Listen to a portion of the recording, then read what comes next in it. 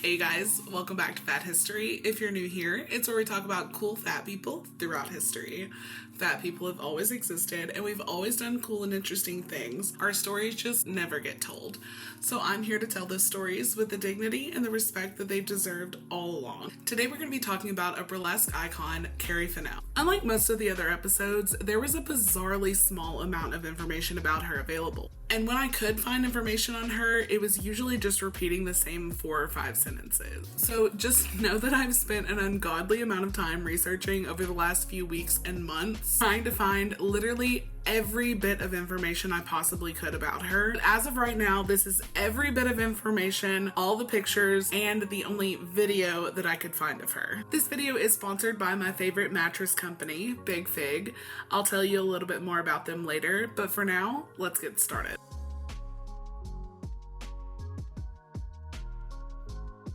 To understand who Carrie Finnell was, I think it's important to understand what burlesque is and what it was at the time. Today we know burlesque as a theatrical performance, including acts like striptease, comedy, and variety acts. Lots of cheeky humor and expensive costumes. If you're vaguely familiar with burlesque, you might mentally categorize it as exotic dancing, but I feel like that's highly reductive. While there are some aspects that overlap, they are completely separate things. In fact, you don't even necessarily have to take off all your clothes for it to be burlesque.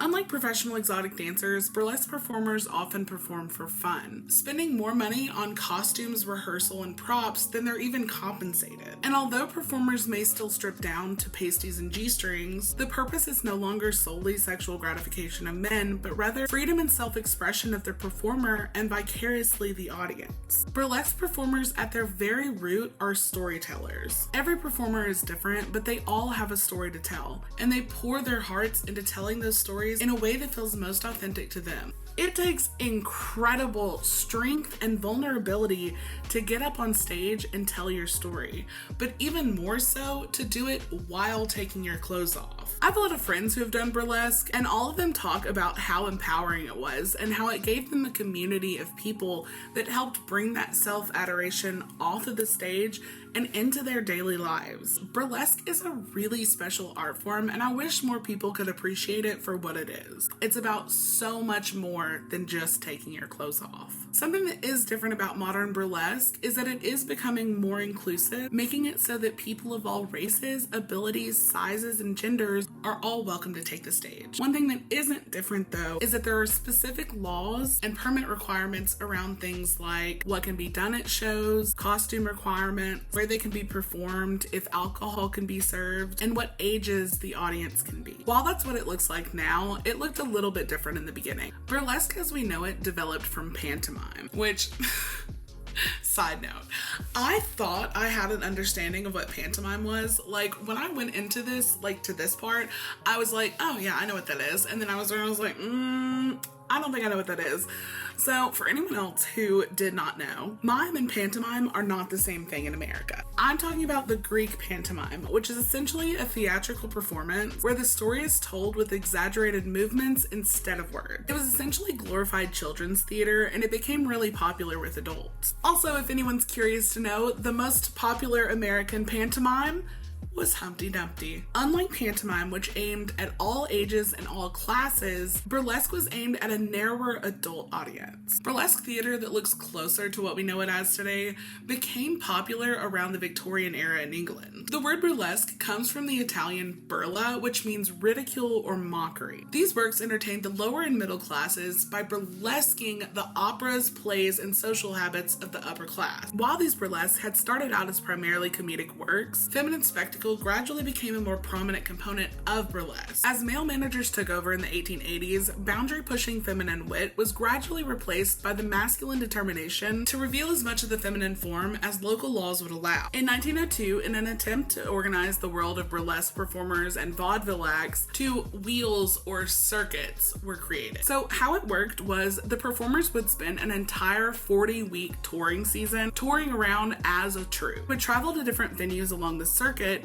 so that performers wouldn't have to fight for work and venues wouldn't have to fight for performers. As the popularity of burlesque grew, they became more pressured to put on more and more scandalous acts, contributing to the further sexualization of burlesque. In the early 20th century, we also see the innovation of the stage runway. This would allow audience members to get a better look at burlesque performers. That's because in the 1910s and the 1920s, non-disrobing acts were performed behind a translucent sheet, and dancing disrobing acts involved stripping down to flesh-colored tights. It's hardly a shocker by today's standard, but in 1915, showing your tights could get you arrested. These laws would even extend to circus performers, endangering female acrobats who had to do performances in those long, multi-tiered skirts. By the 1920s, burlesque was in a major decline. Movie theaters offered cheaper forms of entertainment and had drawn a lot of the entertainers out of burlesque and vaudeville acts. As it lost popularity, burlesque turned to more dramatic acts of female exhibition. Everyone had to have a big act or a gimmick. This is where we would see Carrie Finnell get her career started. So now that we have a basic understanding of what burlesque is and what it was, let's talk about Carrie Finnell. Before we get into that part though, let's take a second and talk about the sponsor of today's video, Big Fig, my very favorite mattress company. Hello everybody. So the sponsor of today's video is a company called Big Fig. I am truly obsessed with them. They're a mattress company that makes mattresses specifically for plus size people, which is really important for like 1,000 different reasons. When it comes to mattresses, plus size people are often an afterthought. So that's where Big Fig comes in. They're a mattress company that makes mattresses specifically with plus size people in mind.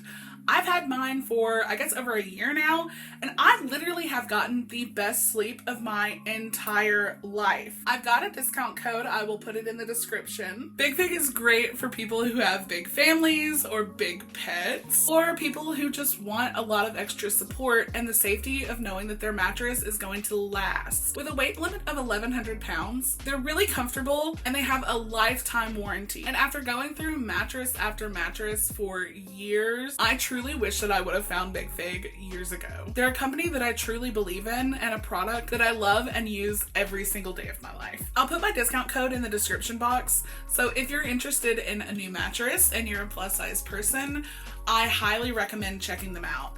And we're back. So I know I've mentioned before that there is not a lot of information on her out there, but like for real, there is a very, very small amount of information out there when there definitely should be more. Like, I can tell you a few of her home addresses, I can tell you what date her mom passed away, and that she was listed as an actress in the city directory, but she doesn't even have a page on Wikipedia. Interesting enough though, she does have a page on Boobopedia, which is a database of big boobs, so there's that. Carrie Finnell was born November 14th, around 1900 in Covington, Kentucky. We're not sure on the exact year, so around 1900. Carrie spent her early teen years working as an aide to a physical education teacher and training for the Olympics. This would be where she learned to develop her muscles. She began acting in small plays and later danced in several chorus lines. Her first time on stage was with a Covington burlesque troupe, and from then on she was dubbed Minneapolis' sweetheart. And by 1916, she was listed in the city directory as an actress. One night while performing in Cincinnati, a fire broke out during one of her performances. Carrie thought really quickly and improvised a dance, going on like literally everything was chill. Local newspapers reported that she actually might have saved lives that night because otherwise everyone would have just stampeded out. What she didn't know though was that Florence Ziegfeld was in the audience. And thanks to her quick thinking and undeniable talent, she got a spot as a chorus girl in the renowned Ziegfeld Follies. In the 1920s, she worked at Minsky's Garden in New York. She was making $365 a week in a time where $75 a week was really good money for a showgirl. That would be about $4,700 in today's money. After this, she went to Paris where she was a sensation. Then she went to England and then toured a couple of other countries. As she became tired of not being viewed as the main attraction, she decided to switch up her act in September of 1923. This is where she would have her legs insured for $100,000 as a publicity stunt, which is $1.75 million in today's money, and she became known as the girl with the $100,000 legs. While performing in Chicago, she would meet Charles H. Grove, who operated the Congress Theater in Chicago. They They would be married in 1924. They were married for 10 years and owned a nightclub in Kentucky called the Villa Venice. On June 5th, 1925, Carrie gave birth to her only son, Thomas Finnell Grow, and Carrie's mother would help her raise him while she was on tour. Carrie loved children. She was always buying presents for all of her friends' kids, but she kept her kid completely out of the limelight, with most of her performer friends not even knowing that she had a son at all. By 1926, she would have her own troupe called Carrie Finnell and the Redheaded Blonde, where she would use her educated bosom as the only member who was neither a redhead or a blonde.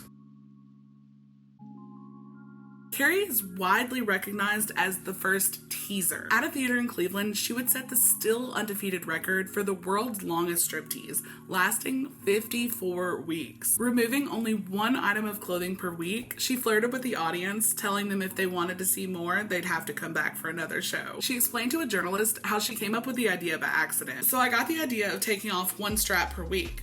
There was 10 of them. It took 10 weeks." Both her and the management were really nervous about if this idea would actually work, but it did. People came back week after week after week, and as her clothes became fewer, the ticket prices became way more. The story goes that once she had disrobed all the way down to her panties and pasties, she needed something to help string out the striptease just a little bit longer, and that's when she had an idea that changed her act and the burlesque industry forever. Taking tassels from a can-can costume, she sewed them onto pasties, and history was made that day in the form of the very first nipple tassels. In an early design, pasties were a disc of buckram covered in skin tone fabric with a bead in the middle to replicate an actual nipple. Not only was it an accessory that covered as little skin as possible to obey obscenity regulations, but also a deliberately designed costume piece that might fool the audience into thinking the performer was nude. The censors did not appreciate this design and wrote regulations that the pasty must be visible from the back of the theater. The reason why Carrie's invention was so interesting was the way that she used them. So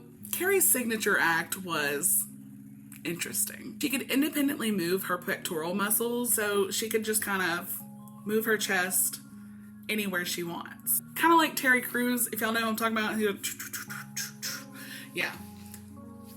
She called them her educated breasts. The Encyclopedia of Vaudeville credits her with introducing burlesque performers to tassel twirling and tassel twirling in different directions at the same time. She tassel twirled to Shave and a Haircut 2 bits and was able to make the tassels move in time to the music. On the Shave and a Haircut part, she would rapidly and in unison go left and right, and on the 2, she would go down, and on the bits, she would go up. So we'd go Shave and a Haircut 2 bits. Talent. Variety called this acrobatic heaving, and Anne Corio compared them to revving up World War I plane. She said, "Faster and faster, the first tassel would spin, while its fellow tassel lay limp and neglected on the other bosom. And then the other tassel would come to life. It would start spinning slowly while the other first tassel was at full speed. Carrie looked like a twin-engine bomber. She would walk across the stage with tassels spinning in front of her, and applause would ring out." Tassel twirling became Finnell's trademark, and she took a new title, the Remote Control Girl. Over the years, she added more popular songs to her repertoire, such as Pop Goes Your Heart. When it got to the refrain, she would pop her chest out of her dress. In burlesque lingo, this is known as bust in the eye. When a reporter asked Carrie why she used her breast in her performances this way, she said, "I make them work for me." Sometimes she liked to attach bells or small electric lights as she would spin.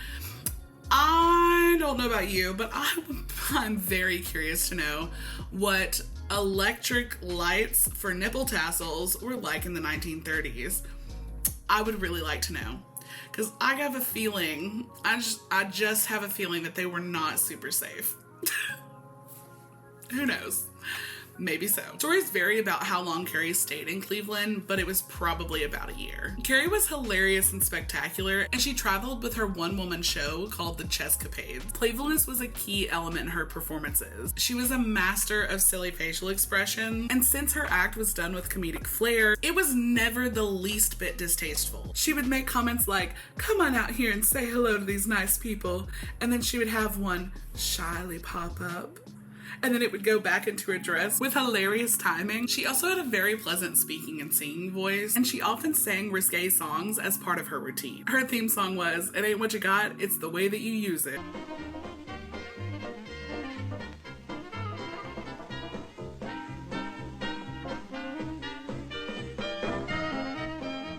French style, stile francese, ripetono gli imbonitori davanti ai locali fitti come celle d'alveare. Forse ci siamo.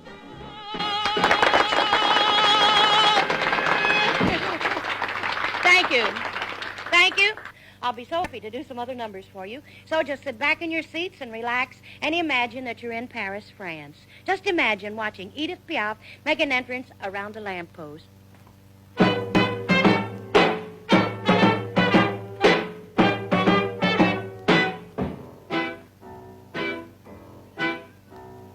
Sarah, Saturday, my soldier, my soul, mon amour. Yeah, don't I had to skirt you, mon amour, to my poor, oh, mon amour. Il m'aimait la nuit, quand je rêve, c'est lui, dear, mon amour. Per quanto riguarda poi le acrobazie dei muscoli pettorali, esse, come avete visto, sono un motivo costante nella vita notturna di New Orleans.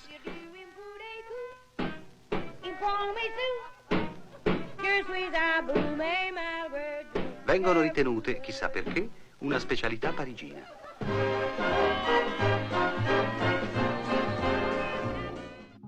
Audiences loved her. Billed as the bad girl of burlesque and the most novel and startling act in show business, Carrie was extremely successful. At one point, she was the highest paid burlesque performer on the planet, earning as much as $2,500 a week during part of her career, which is around $45,000 in today's money, by the way. But also, that was during the Great Depression when, like, literally no one was making money like that. She was extremely generous with the chorus girls and her friends, and if she ever found out that someone was struggling, she would not hesitate to help them out. This is also around the time that she would meet Gypsy Rose Lee, and she would convince her to start burlesque. If you're not familiar with who that is, she's considered one of the most popular burlesque performers of all time. Carrie would also play a role in other performers' stories as well. She was known for being kind and helpful to people who wanted advice for getting started or forming an act. She even competed against the legendary Mae West in a burlesque striptease dance competition and won. She was considered old for a stripper, and her critics rudely referred to her as bovine, but when she stood topless, she could point her breast in any direction she wanted. And then when her audience thought that they had seen her whole act, she would set her tassels spinning in opposite directions, never losing a beat, never getting them entangled, and in a manner rarely duplicated in her time. And I think it was because it was such a unique skill she could get away with her new approach to performing that let her stay in town long after her week's engagement was over. Even though Carrie's act was outrageous, it either never violated local law or local law enforcement just simply joined the audience, which truly is insane in a time where cabaret laws were extremely strict and most other burlesque performers were getting arrested regularly for their performances. Carrie would get in trouble for a few other things though. In a 1928 newspaper, they were called one of the most indecent shows of the past year was presented by Carrie Finnell's company. She was arrested together with the local manager of the place and several of her troupe. They were all fined $100 each, but the case would get thrown out later when they appealed it based on a small technicality. The Ville of Venice would come under police attention on January 1st of 1930 after a man was shot there. Carrie would tell police that she thought that the shooting resulted from a robbery attempt, but this incident would bring police attention to their illegal slot machines. This is during Prohibition, where alcohol and gambling were super illegal. The slot machines were confiscated, and Carrie was fined $250. In 1935, Charles Grow is listed in the state census as a divorced musician living in Ohio. Carrie's marriage was over, but by July 30th, 1936, Hollywood Goes Minsky with Carrie Finnell opens in Los Angeles. And then 2 years later, on that same day, July 30th, 1938, Carrie appears at the Follies. In an ad for the show, they mention that she weighed over 300 pounds, and then they mention that she is the highest paid burlesque performer.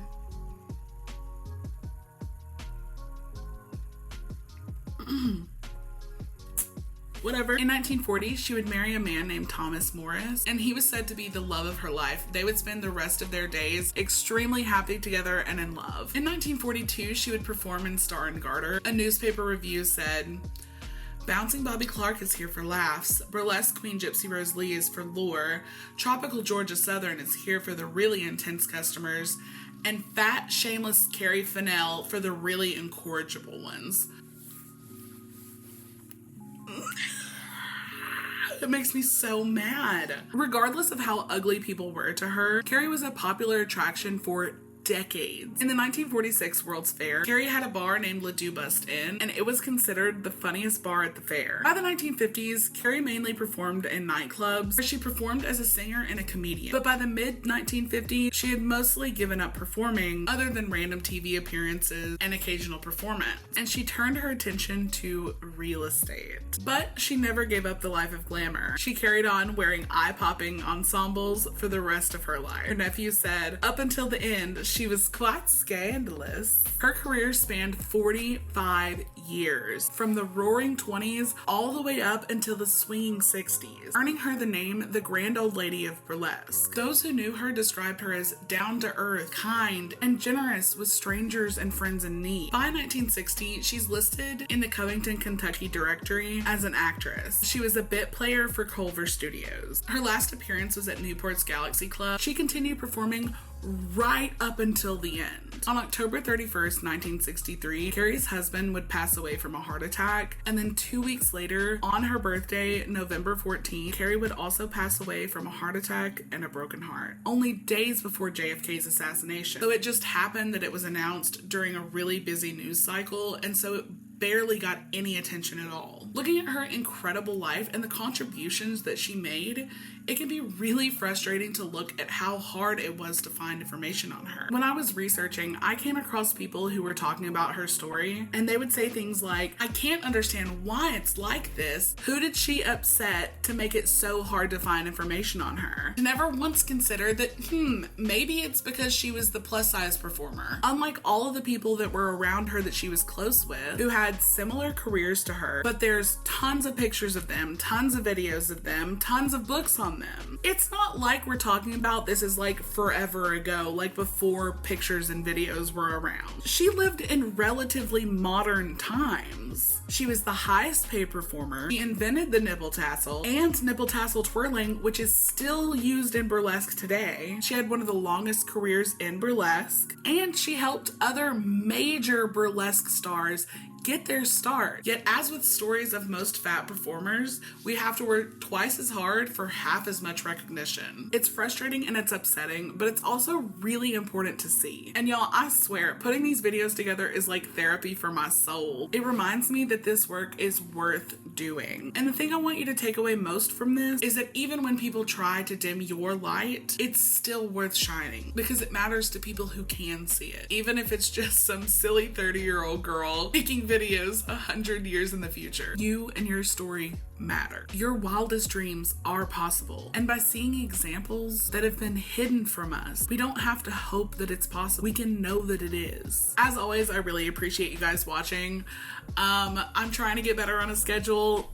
Again, hit the notification bell. It'll notify you every time I post. That's the easiest way, I promise. If you ever have suggestions, feel free to send them my way. And let me know in the comments, have you ever been to a burlesque show? How did you like it? Did you have fun? Did it make you feel empowered? And another shout out to our sponsor of today's video, Big Fig. I love them so much. I could literally say great things about them forever. I get the best sleep of my whole life. I love them. I really look forward to bringing the next story to you guys. It's gonna be a good one. So come back next week if you want to see more. Anyways, bye!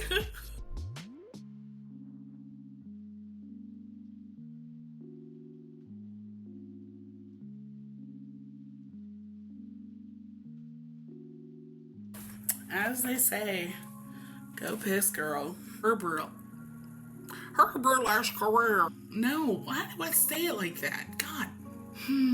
Boundary pushing, girl, why are you talking like that? I'm less financially. Damn, this one's gonna be a hard sentence. This built on, girl, you need some water. We're gonna do one more. No. Girl, why can't I talk? Why don't I know how to do words? Why don't my mouth wanna say words right? Alright. I think they friends. They probably like what's happening in this bitch's house. Right? Girl, got it. Fuck. And some of these large scale I think I'm gonna freak out if I keep trying to do this. So I'm gonna fix my bangs real quick. I'm just gonna take a second. That's making me mad.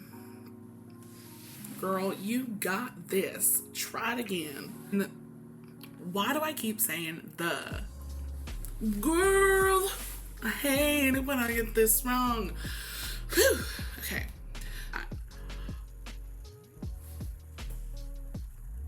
Okay, that might have been a good take. We might use that one. Singing laundromat. We are not responsible for theft. Well, a few English... Why are you so aggressive? Alright.